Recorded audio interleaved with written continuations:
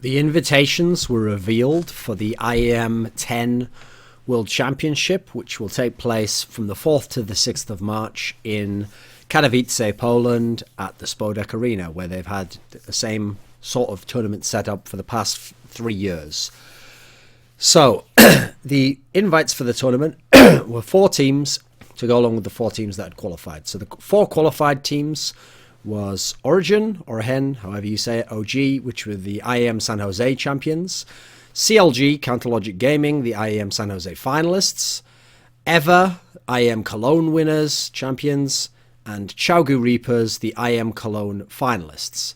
So Origin. Now, Origin is they're a team with great star power. Almost every position is considered a top player or at least a good player and a known name with some kind of history in the past. Like, for example, the newest member who almost doesn't fit some of that criteria is obviously Sven, formerly Niels. And actually many people think he's the best player in the team right now. The best maybe at his position and one of the best players in the West full stop, especially thanks to his Worlds performance. So, yes, a really nice team.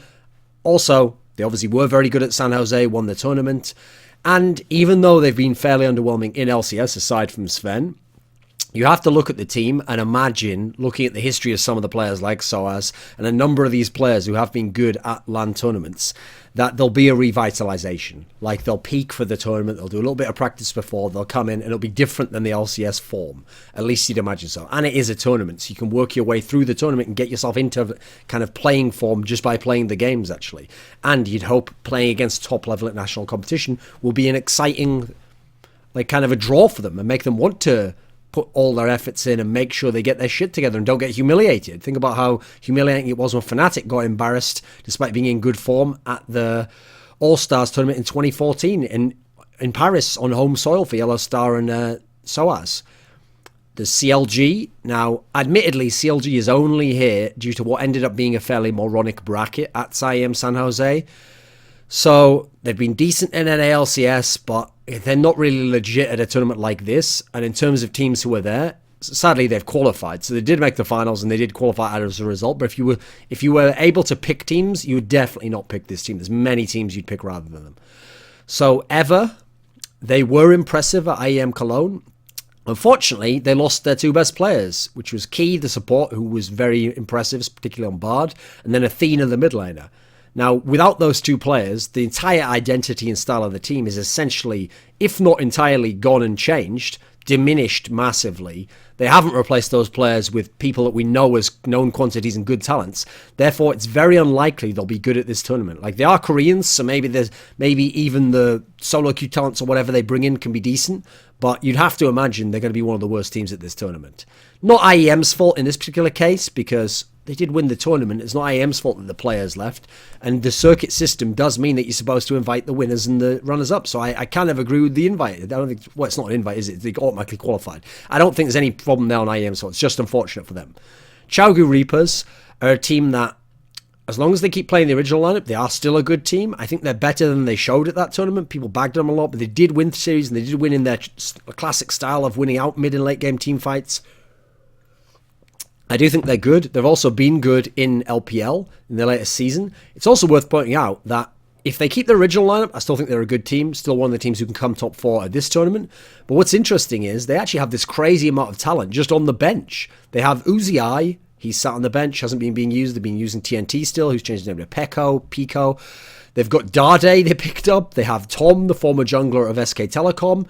So if they really wanted to go crazy, these guys one day could have a lineup with Dade, with Uzi in it, and then Swift, and then, it'd be a pretty sick lineup, obviously.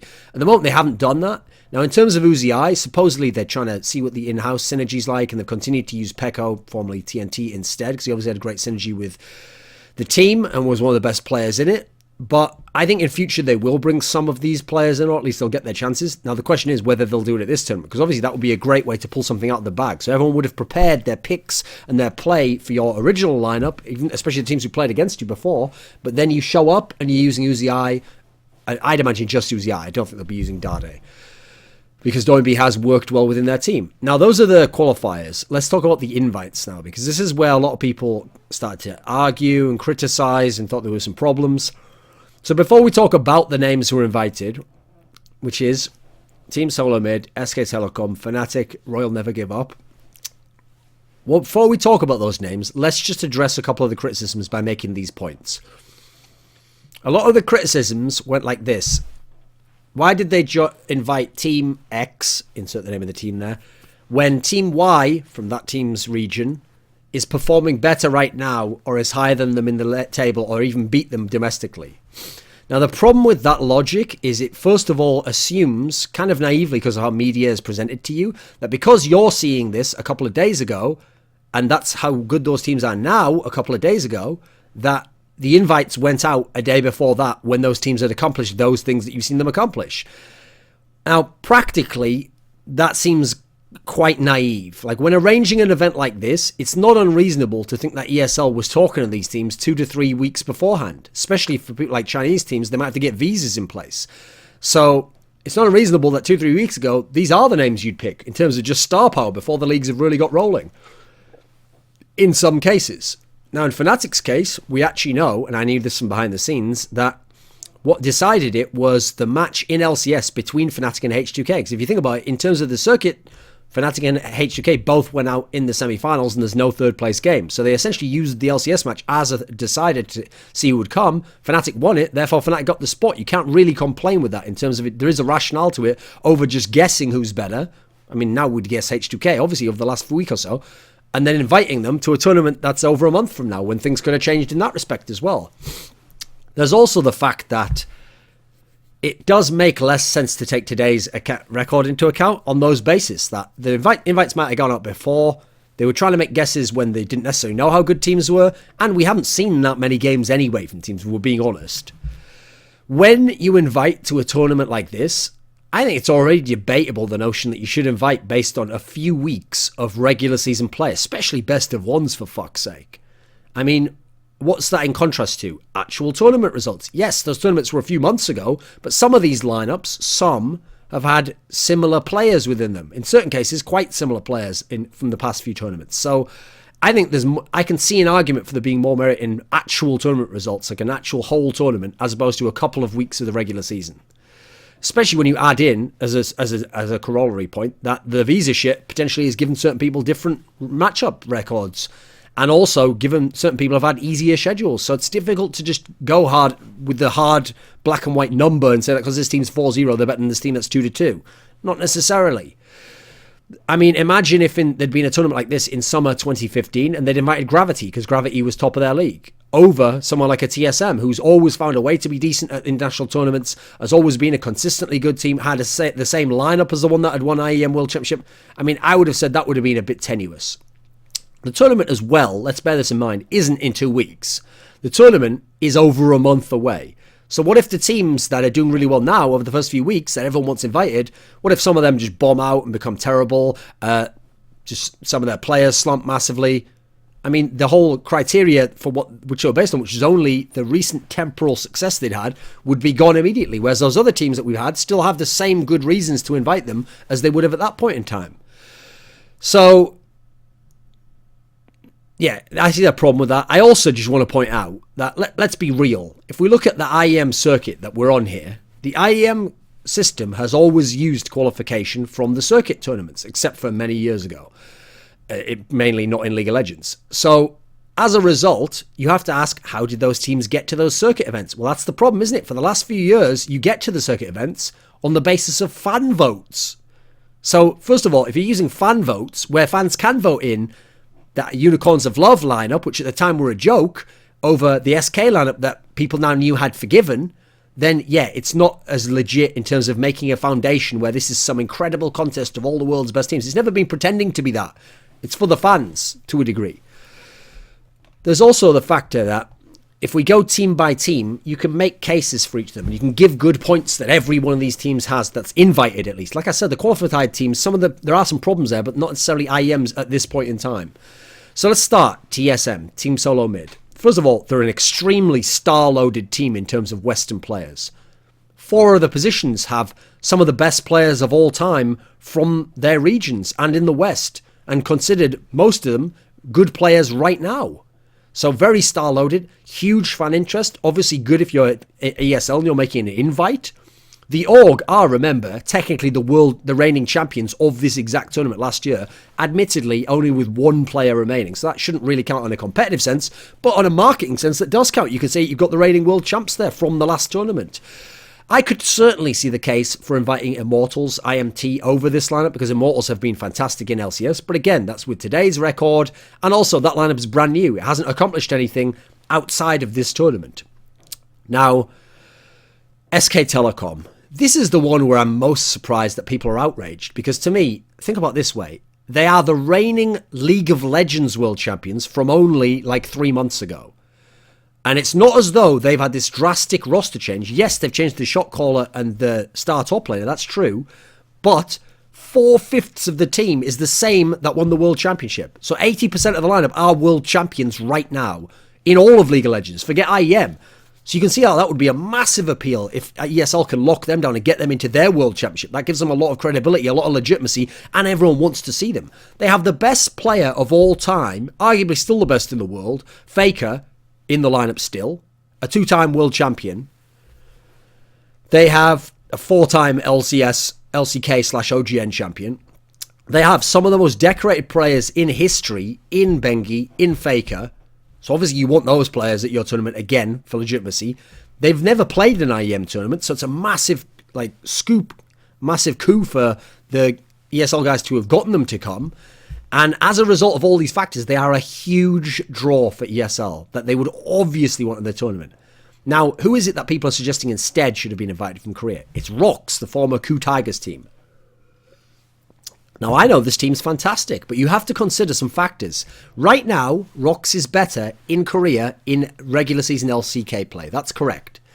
But it's not like the TSM case, where you look at the champions, the reigning champions, and the lineup's all different.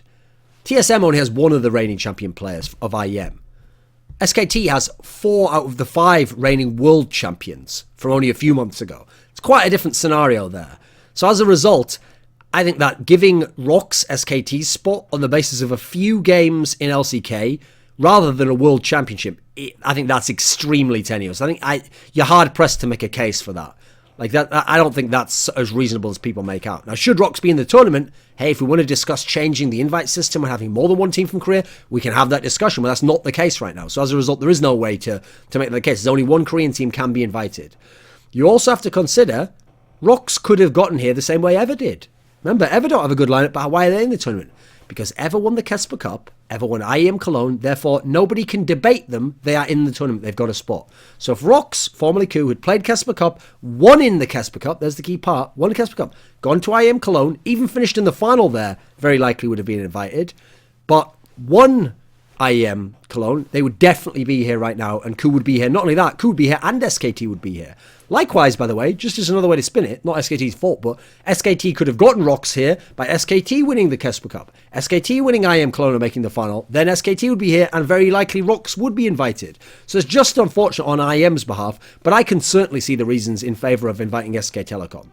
In terms of Fnatic, okay, this is maybe the more tenuous one, but like I said, they did have an actual match to determine who the fuck got here. It's not like they just invite them for no reason. Obviously, it's a team with some solid potential. Haven't done so much so far. They do still have star power names like Febervin. Records, at least in terms of name, is a star power guy. Spirit's definitely a star power guy. Gamsu's been doing decently recently on. This is a team that has some potential to it. Obviously, again, has massive fan draw. Obviously, again, the core of the lineup, admittedly, that's hard to say because to me, Yellow Star was a main part of the core. Huni was a main part of the core. Did have a lot of accomplishments last year, even though they only have 2 of those players remaining. There are some reasons to give as to why they would invite them. Oh, don't forget, they did finish top 4 of the last IEM. Admittedly, they don't have to beat fucking Dignitas to do so, but they still did it. So, oh no, actually they didn't, did they? Actually, yeah, forget that point. Obviously, they were in the semi-finals already, and it was Chaogu who beat Dignitas. Forget that point, that's irrelevant. But you can see, even on the Fnatic one, that actually, in many ways, even though as a team they don't necessarily deserve to be invited, they did actually play a match against a team that we all think is fantastic and would have invited instead, and they did beat them. So I can see something to that, even though admittedly it's one best of one. But again, what tournaments has H2K played? It's all very tenuous when you get into inviting for this tournament. Now then, RNG, Royal Never Give Up. Right now, I would say they're the best team in China. Obviously, the problem is They have the conference system in China, so them and Xiaogu are in different conferences, both doing very well. I would say, though, in terms of record, in terms of how good they've looked in the games, in terms of current roster, I think this is the best Chinese team overall. They look very powerful. They're a real solid pick for this tournament. I don't see many people disputing it, especially because Xiaogu's already here. They have Mata, who obviously is a former world champion, an OGN champion, and one of the greatest players of all time. I think the greatest support player of all time. Great star power there. They're a team where, even on their bench, they have star power. They have Insec, they have Name. I think that it's hard to make a better case that this team's number one, especially when you've already got Xiaogu. So this invite's absolutely fine. I don't think there should be any debate about this one.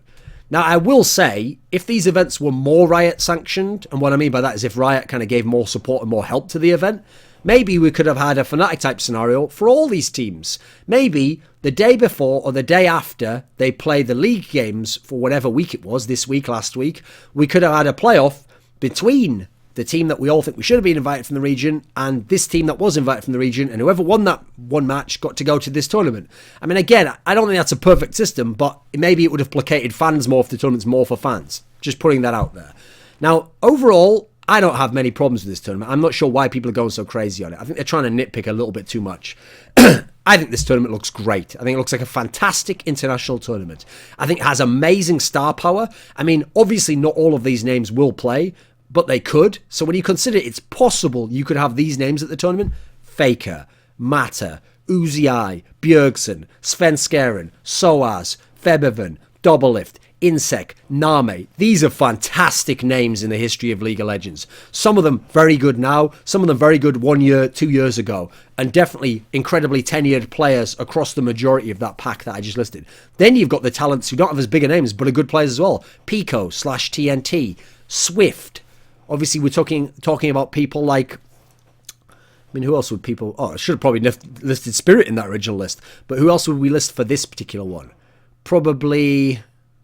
let me think. Probably Bang. Obviously, he'd be another name who'd be out there. You'd maybe say Power of Evil. You'd probably add in... I mean, if you really want to be tennis, I guess you could go with Loken from Ever, because I did think he's pretty good, but we'll see how that goes.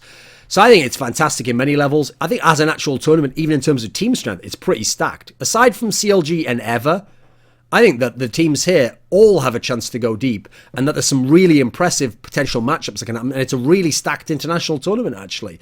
I think it's a big test for Fnatic and TSM, because they're kind of here on the history of their name or some of the star power of the teams, but they really have to show it against some elite level competition here. And I think for RNG, it's a test in as much as we haven't seen them internationally. So I want to see how they do internationally and see how deep they can go and how they play against different styles and opponents they've never faced before in LPL. It's worth pointing out that the tickets cost around $35 for the 3-day pass. And I think that's pretty decent value for money. Like, I looked it up, and average salary for a man in Poland, it seems, is around, well, just average salary in Poland, it seems is about like $1.1 thousand. So that's not ridiculous. It's not like you're having to break the bank to go to it. It actually does seem pretty decent value when you consider that a 2-day pass for IEM San Jose was $45. So I think that's pretty reasonable. So I'm pretty sure the stadium will be full. There will be massive crowd support. People have banners, all that shit. We'll have some fantastic photos. I think overall this should be a very good event. And you know what? I'll never give up. Never, ever give up telling you guys about the fantasy esports service that AlphaDraft offers. Play there and you could reap the rewards of a fun experience and money to be won. Originally, I was thought about, maybe it's counterintuitive to keep using all these puns, trying to appeal to the gaming audience, but freaks and fanatics like you guys just seem to like them.